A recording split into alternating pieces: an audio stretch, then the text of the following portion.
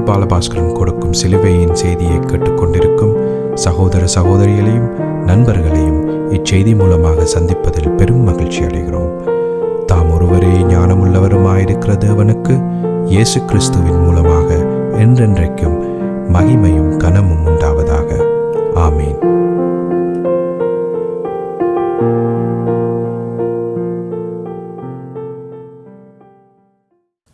நான் பால் பாலபாஸ்கரன். நான் ஒரு இவாஞ்சலிஸ்ட். சிலுவையின் செய்தி என்ற இந்த நிகழ்ச்சியில் என் சகோதரர்கள், என் சகோதரிகள், என் நண்பர்கள் எல்லோரையும் சந்திப்பதில் நான் பெரும் மகிழ்ச்சி அடைகிறேன். இந்த நேரம் கர்த்தரால் எங்களுக்கு ஒதுக்கி தரப்பட்டது. அதற்காக என்றென்றைக்கும் சோஸ்திரம். இந்த நேரத்தில் கர்த்தருடைய வார்த்தைகளை உங்களோடு பகிர்ந்து கொள்வது எனக்கு மிகுந்த சந்தோஷத்தை அளிக்கிறது என்பதை ஒவ்வொருவரும் நீங்கள் அறிந்து கொள்ள வேண்டும். ஏனென்று சொன்னால், கர்த்தருடைய வார்த்தை மத்தேயு 4 அதிகாரத்தின்படி மனுஷன் தேவனுடைய வாயிலே இருந்து வெளிப்படும் ஒவ்வொரு வார்த்தையினாலுமே பிழைப்பான் என்று சொல்லப்பட்டிருக்கிறது. ஆனபடியால் தேவனுடைய வார்த்தையை அவன் சரியாக விளங்கி கொள்ளாவிடில் அவன் பிழைக்க முடியாது என்பது வெளிப்படையாக இருக்கிறது. ஆனபடியால் நாங்கள் அதனை தேவனுடைய வார்த்தையை புசிக்கும் பொழுது மிகவும் அவதானமாக அந்த வார்த்தையினுடைய ஆவிக்குரிய அர்த்தம் என்ன என்பதை நாம் புரிந்து கொள்ள வேண்டும். புரிந்து கொண்டு அதற்கேற்ப நாங்கள் அதனை விசுவாசித்து நாங்கள் நடைமுறைப்படுத்தும் பொழுது அதன் பலாபலன் நமக்கு தரப்படும் என்பதை நாங்கள் விசுவாசிக்க வேண்டும். இப்படி இருக்க நாங்கள் இந்த சிலுவையின் செய்தியில் இப்பொழுது ரோமர் 6 அதிகாரம் 1 வசனத்தை நாங்கள் பார்க்கிறோம். இதை பற்றி இப்போ சொற்ப காலமாக இப்போ 4-5 செய்தியில் நான் குறிப்பாக இந்த ரோமர் 6:1 வேத வாக்கியத்தை எடுத்து அதன் அடிப்படையில் நான் பிரசங்கிக்கிறதை நீங்கள் அறிந்திருக்கிறீர்கள். இப்போ கடைசியாக நாங்கள் பிரசங்கிக்கிறதற்கு சுபாவங்கள், அதாவது கிறிஸ்தவர்களின் சுபாவங்கள் என்று சொல்லி தலையங்கம் கொடுத்திருக்கிறத நீங்கள் அறிந்திருப்பீர்கள். இது கிறிஸ்தவர்களின் சுபாவங்களை பற்றி நாங்கள் பார்க்கிறோம். நாங்கள் ஜெபத்துக்கு போகிறதற்கு முதல் வேத வார்த்தைகள் இருக்கா பார்ப்போம். ஆகையால் என்ன சொல்லுவோம்? கிருபை பெருகும்படிக்கு பாவத்திலே நிலைநிற்கலாம் என்று சொல்லுவோமா? கூடாதே. மறுபடியும் வாசிக்கிறேன். ரோமர் 6 அதிகாரம் 1 வசனம். இதனை கிரேக்க மூல பாஷையில் எழுதப்பட்டிருக்கிற அதே மாதிரியே வாசிக்கிறதா இருந்தால், ஆகையால் என்ன சொல்லுவோம்? அந்த கிருபை பெருகும்படிக்கு அந்த பாவத்தில் நிலைநிற்கலாம் என்று சொல்லுவோமா? கூடாதே. நாம் இப்பொழுது இதற்கு நான் கொடுத்த தலையங்கம் ஏற்கனவே உங்களுக்கு சொல்லியிருக்கிறேன். கிறிஸ்தவர்களின் சுபாவங்கள். இப்பொழுது நாம் ஜெபத்திற்கு கடந்து செல்லுவோம். அருமையானங்கள் பிதாவே, உமக்கு சோஸ்திரம். பரலோகத்தின் தேவனே, உமக்கு அண்டண்டைக்கும் சோஸ்திரம். இந்த அருமையான நேரத்தை நீர் எங்களுக்கு ஒதுக்கி தந்திருக்கிறீர். அதற்காக அண்டண்டைக்கும் சோஸ்திரம் பிதாவே. பாவிகளாக பிறந்த எங்கள் மீது தேவரீர் இரக்கம் கொண்டு உம்முடைய குமாரன் என்றும் பாராமல் அவரை எங்களுக்காக இந்த பூவுலகத்திற்கு அனுப்பி அவரை பலியாக சிலுவையில் ஒப்பு கொடுத்து அவருடைய வெளியேறப்பெற்ற இரத்தத்தினால் நீர் எங்களை மீட்டு கொண்டீர். அதற்காக என்றென்றைக்கும் சோஸ்திரம் பிதாவே. இதனை கேட்டுக்கொண்டிருக்கும் என் சகோதர சகோதரிகள் எல்லோரையும் தேவரீர் ஆசீர்வதித்து அபிஷேகித்து உம்முடைய வேத வார்த்தைகளை அறிந்து கொள்ளக்கூடிய பாக்கியத்தை அவர்களுக்கு கொடுத்தருள வேணுமென்றும், அதே நேரம் அடியேனே அபிஷேகித்து உம்முடைய வேத வார்த்தைகளை சரியான முறையில் போதிக்கத்தக்கதாக உம்முடைய பரிசுத்த ஆவியானவர் தாமே முன்னின்று போதனை செய்ய வேணுமென்று இயேசு கிறிஸ்துவின் நாமத்தினால் கேட்டுக்கொள்கிறேன் பிதாவே. Amen and amen and amen. Hallelujah, hallelujah, hallelujah. Thank you, Jesus. Thank you, Jesus. Praise the Lord, praise the Lord. அப்போ கடைசியாக நாங்கள் பார்த்தோம், அதாவது எப்படி இந்த சாத்தானுடைய தாக்குதல்களையும் அந்த சாத்தானுடைய தாக்குதல்களுக்கு கிறிஸ்தவர்களாகிய நாம் எப்படி சாத்தானை மேற்கொள்வது என்பதை சுருக்கமாக நாங்கள் பார்த்தோம். இன்னும் பல முறை அதை பற்றி நாங்கள் பல்வேறு விதமாக வேத வார்த்தைக்கு ஏற்ப சாத்தானை மேற்கொள்வது எப்படி என்பதை விவரமாக நாங்கள் பார்ப்போம். இப்பொழுது நாங்கள் அறிய வேண்டிய ஒரு உண்மை என்ன என்று சொன்னால், வேறு எந்த ஆயுதமும் விசுவாசம் என்ற அந்த ஒரே ஒரு கேடகம், அந்த கேடகத்தை தவிர வேறு எந்த விதமான ஆயுதமும் பிசாசிடம் செல்லுபடியாகாது என்ற ஒரு உண்மையை நாம் தெளிவாக அறிந்திருக்க வேண்டும். அப்போ இது பற்றி பேதுரு 2 பேதுரு 1:2 நமக்கு தெளிவாக சொல்லியிருக்கிறார். ஆகவே தேவனையும் நம்முடைய கர்த்தராகிய இயேசுவையும் அறிகிற அறிவினால தேவையானது அறிகிற அறிவினாலே உங்களுக்கு கிருபையும் சமாதானமும் பெருக கடவது என பரிசுத்த ஆவியானவர் பேதுரு அப்போஸ்தலர் மூலம் தெளிவாக நமக்கு சொல்லியிருக்கிறார். அப்போ நாம் என்ன மாதிரி என்று சொன்னால், தேவனை பற்றியும் கிறிஸ்துவை பற்றியும் கிறிஸ்து நமக்காக சிலுவையில் நிறைவேற்றியகளை பற்றியும் நமக்கு ஏற்பட்ட பலாபலன்களை பற்றியும் தெளிவாக அறிய வேண்டியவர்களாக இருக்கிறோம். அப்போ அறிய வேண்டியது என்ன என்று சொல்லி நீங்கள் கேட்பீர்கள். அறிய வேண்டியது என்ன? நாம் தேவனை பற்றி அறிய வேண்டும். அறிய வேண்டியது என்ன? கிறிஸ்துவை பற்றி அறிய வேண்டும். மூன்றாவதாக கிறிஸ்து நமக்காக சிலுவையில் தன்னை பலியாக ஒப்பு கொடுத்ததன் நிமித்தம் நமக்கு ஏற்பட்ட பலாபலன்கள் என்ன, நமக்கு கிடைத்த நன்மைகள் என்ன, இவைகள் எல்லாவற்றையும் நாங்கள் அறிய வேண்டியவர்களாக இருக்கிறோம்.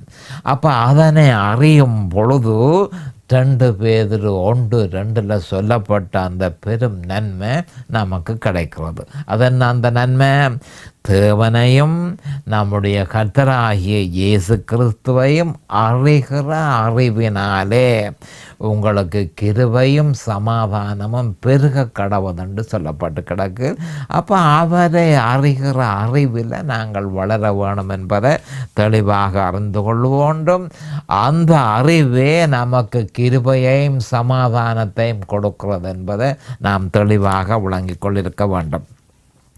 அப்போ இதற்கு நம்மிலே இருக்கிற சுபாவங்கள் சரியாக இயங்காவிட்டால், நம்மில் இருக்கிற சுபாவங்கள் சரியான முறையில் இயங்காவிட்டால் கிருபையையும் சமாதானத்தையும் கொடுக்கிற அறிவை பெறுகிறது அவ்வளவு இலகுவானதல்ல என்பதை கிறிஸ்தவர்கள் அறிந்து கொள்ள வேண்டும். அப்போ நம்மில் இருக்கிற சுபாவங்கள், இந்த சுபாவங்கள் சரியான முறையில் இயங்குதோன்றதை நாங்கள் உறுதிப்படுத்தி கொள்ள வேண்டும். அப்படி உறுதிப்படுத்தி கொள்ளும் பொழுது கிருபையும் சமாதானமும் நமக்கு கவனமாக கேட்டுக்கொள்ளுங்கள். அந்த அறிவை கவனமாக மறுபடியும் திருப்பி சொல்லுகிறேன். நம்மில் இருக்கிற சுபாவங்கள் சரியான முறையில் இயங்காவிட்டால் நமக்கு கிருபையையும் சமாதானத்தையும் கொடுக்கிற அறிவை பெறுகிறது அவ்வளவு இலகுவானதல்ல என்பதை நாம் அறிந்து கொள்ள வேண்டும். ஆனபடியால் சுபாவங்களை பற்றியும் அதனுடைய செயற்பாடுகளை பற்றியும் நாம் அறிந்து கொள்ள வேண்டியவர்களாக இருக்கிறோம். அப்போ சுபாவங்கள் சரியான முறையில் இயங்காவிட்டால் கிருபையையும் சமாதானத்தையும் நாம் பெற முடியாது. ஆனபடியால் கிருபை, இந்த சுபாவங்களை பற்றியும் அதனுடைய செயற்பாடுகளை பற்றியும் நாம் தெளிவாக அறிந்திருக்க வேண்டும். அப்போ 3 சுபாவங்களை பற்றி ஏற்கனவே நான் உங்களுக்கு சொல்லி இருக்கிறேன். அது என்னென்று சொன்னால், மனித சுபாவம், தேவ சுபாவம், மனித சுபாவம், பாவ சுபாவம், தெய்வீக சுபாவம். மறுபடியும் சொல்லுகிறேன், மனித சுபாவம், பாவ சுபாவம், தெய்வீக சுபாவம்.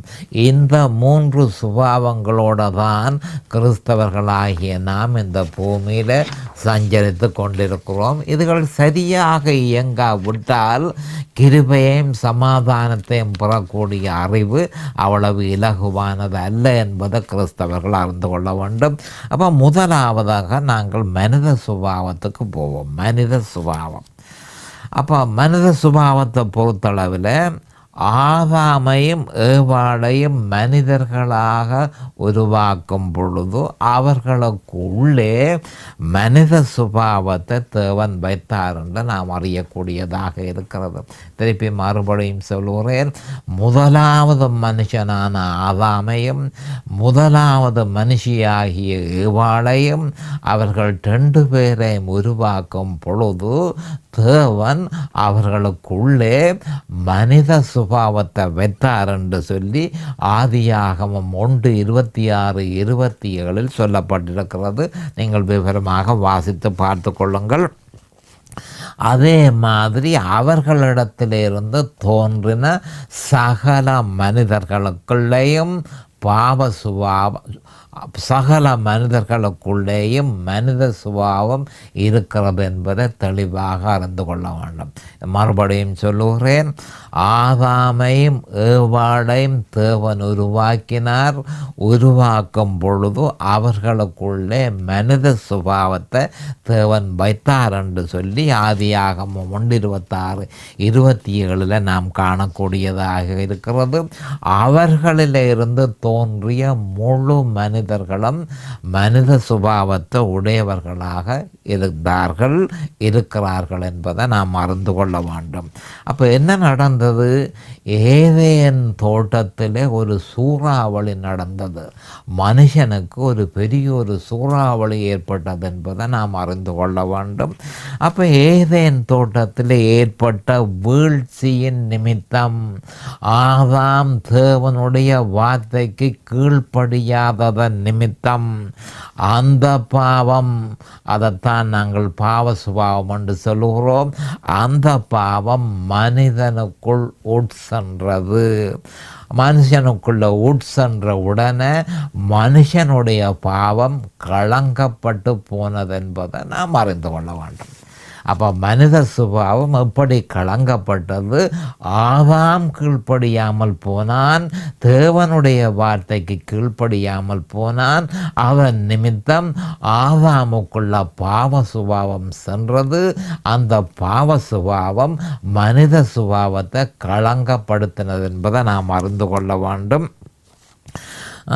அப்போ அதே மாதிரி ஆதாமிலிருந்து வந்த மனிதர்கள் எல்லாம் பிறக்கும் பொழுது மனித சுபாவத்தை உடையவர்களாக இருக்கிறார்கள், பாவ சுபாவத்தை உடையவர்களாக இருக்கிறார்கள்.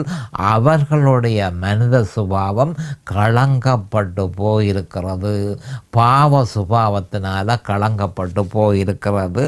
ஆனபடியால் தான் விசுவாசிகளாகிய இருக்கிற நாங்கள் வெறுமனே மனித சுபாவத்தினால மட்டும் செயற்பட முடியாது என்ற ஒரு உண்மையை அறிந்து கொள்ள வேணும். ஏன்? மனித சுபாவம் களங்கப்படுத்தப்பட்டு இருக்கிறது.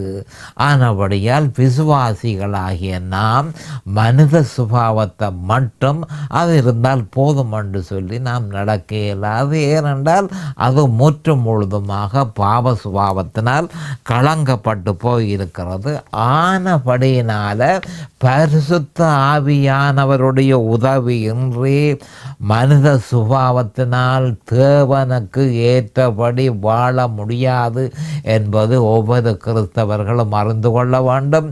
மனுஷன்கிட்ட இருக்கிற மனித சுபாவம், மனுஷன்கிட்ட இருக்கிற பாவ சுபாவத்தை கொண்டு அதன் மூலம் தேவனுக்கு ஏற்றபடி வாழ ஒரு பொழுதும் முடியாது. ஆனபடியால் மனுஷனுக்கு பரிசுத்த ஆவியினுடைய உதவி நிச்சயமாக தேவை. அப்போ பரிசுத்த ஆவியானவருடைய உதவியோட தான் அவன் தேவனுக்கேற்ற முறையில் வாழ முடியும் என்பதை அறிந்து கொள்ள வேண்டும். அப்போ இயேசு கிறிஸ்து நம்முடைய ஆண்டவராகிய இயேசு கிறிஸ்து இந்த பூலோகத்துக்கு வரும் பொழுது அவரும் மனித சுபாவம் உள்ளவராகவே வந்தார் என்பதை நாம் நினைவில் வைத்திருக்க வேண்டும். ஆனால் அவரிடத்தில் ஒரு சிறு வித்தியாசம். என்ன வித்தியாசம்? அதாவது அவரிடத்தில் பாவ சுபாவம் இருக்கவில்லை. கவனமாக கேட்டுக்கொள்ளுங்கள். நம்முடைய ஆண்டவராகிய இயேசு கிறிஸ்து தேவன் மனுஷனாக இந்த பூலோகத்துக்கு இறங்கி வந்து மனுஷனாக அவர் செயல்பட்டு கொண்டு இருக்கும் வேளையில் அவருக்குள்ளுக்குள்ள மனித சுபாவம் இருந்தது. ஆனால் அவருக்கு உள்ளுக்குள்ள பாவ சுபாவம் இல்லை என்பதை தெளிவாக அறிந்து கொள்ள வேண்டும். அப்போ என்ன காரணத்துக்காக அவரும் மனிதன் தானே, அப்போ அவருக்குள்ள பாவ சுபாவம் என்னத்துக்கு இல்லாமல் போனது என்பதை நாம் தெளிவாக பார்த்து கொள்ள வேண்டும். அப்போ என்ன காரணம் என்று சொன்னால், மனிதர்கள் பிறப்பது போல அவர் பிறக்கவில்லை.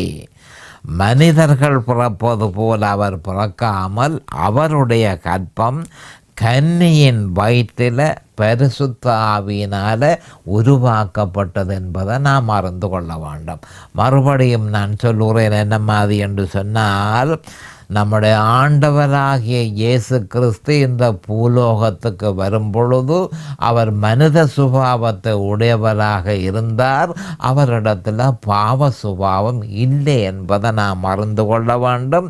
அப்போ சாதாரண மனுஷர்கள் பிறப்பது போல அவர் பிறக்காமல் அவருடைய கற்பம் பரிசுத்த ஆவியானவரால் உருவாக்கப்பட்டது என்று சொல்லி மத்தேயு 1:18 சொல்லப்பட்டிருக்கிறது.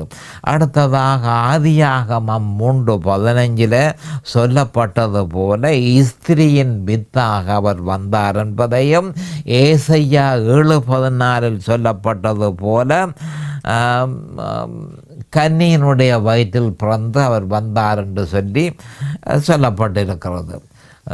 அப்போ நாங்கள் பார்க்க இயேசு கிறிஸ்து பிறந்து வரும் பொழுது இயேசு கிறிஸ்து பிறந்து வரும் பொழுது ஆண் தொடர்பு இல்லை என்றதை நாம் அறிந்து கொள்ள வேண்டும். மறுபடியும் நான் இதனை சொல்ல விரும்புகிறேன்.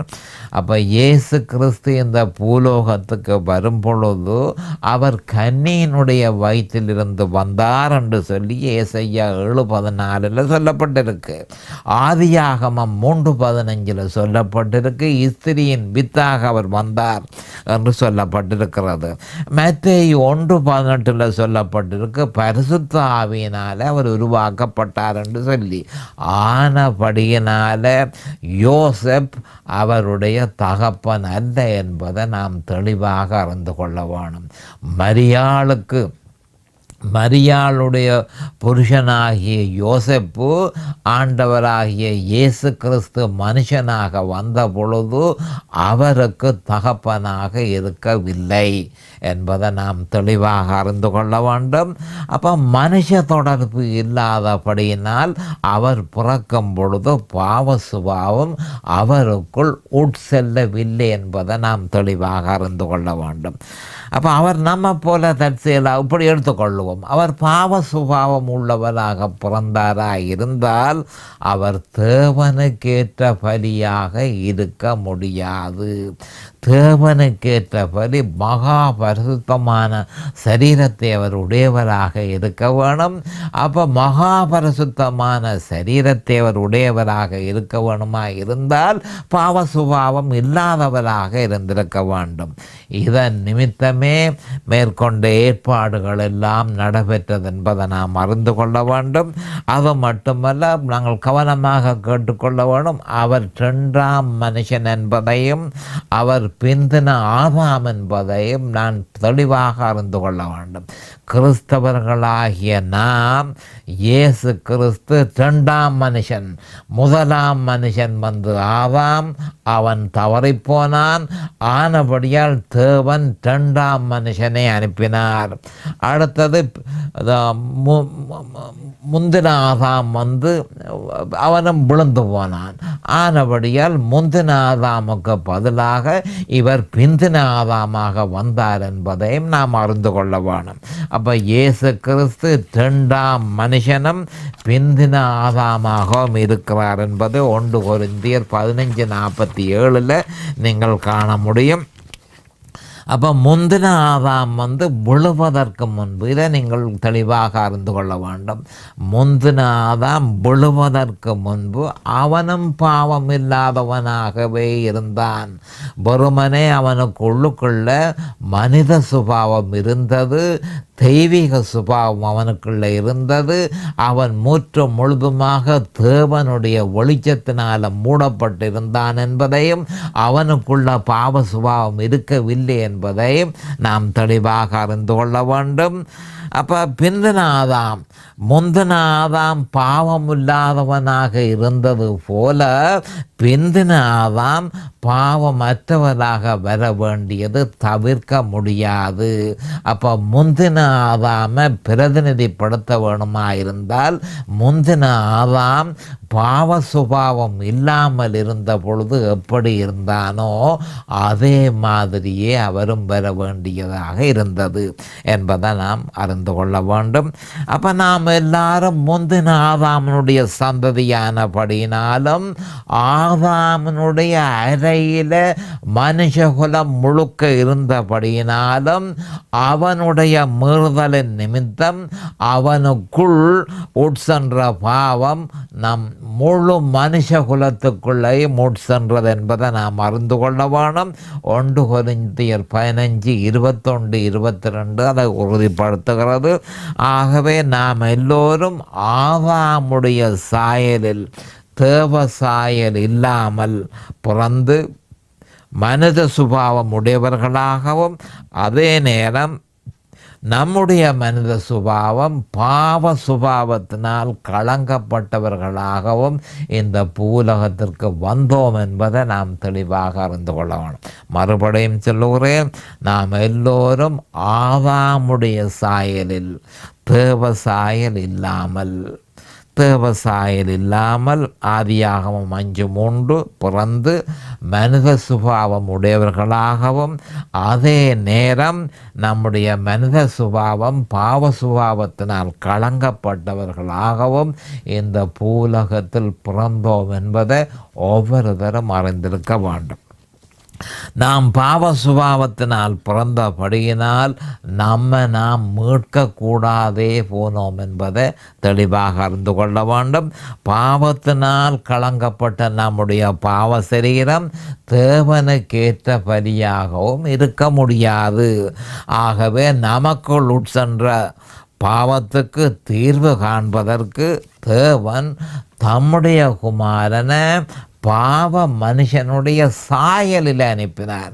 பாவ மனுஷனாக அனுப்பவில்லை, பாவ மனுஷனுடைய சாயலில் இந்த பூவுலகத்திற்கு அனுப்பி அவரை பலியாக சிலுவையில் ஒப்பு கொடுத்து அவர் மூலமாக நம்ம பாவத்தில் இருந்து விடுதலை கொடுத்தார் என்பதை நாம் தெளிவாக அறிந்திருக்க வேண்டும்.